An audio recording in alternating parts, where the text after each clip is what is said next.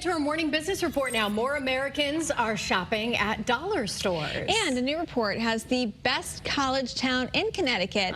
The answer, though, might surprise you. So Channel 3's Jane King live at the New York Stock Exchange with all those stories for us. Good morning, Jane. Hi, Caitlin. Caitlin, good morning. Well, the top college town in Connecticut is New Haven, at least according to this report from Wallet Hub. It says the home to Yale University ranks at the top because of the casual eateries, student neighborhoods, a historic campus that give it a distinct student identity. Wallet Hub, by the way, said the top college town in the nation, Austin, Texas. Of course, University of Texas there. Well, Dollar General and Dollar Tree each reported gains in sales and store traffic as higher gas prices forced shoppers to pare back.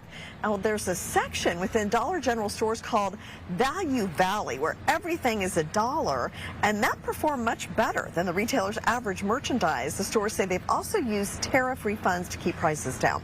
And YouTube has a new partnership with Amazon that will allow creators to tag products in videos and live streams, which viewers can then purchase directly from Amazon. The program rolls out immediately to U.S. creators who are already part of both YouTube's partner and shopping program as well as Amazon's influencer program. The creators can only tag Amazon products in the deal. Well, NVIDIA lifted stocks across the board yesterday after a strong earnings report. Now, later this morning, the Federal Reserve Chair Kevin Warsh will be giving a speech from Wyoming. So we're going to be listening what he has to say about policy, interest rates. Ahead of that, we're quiet this morning.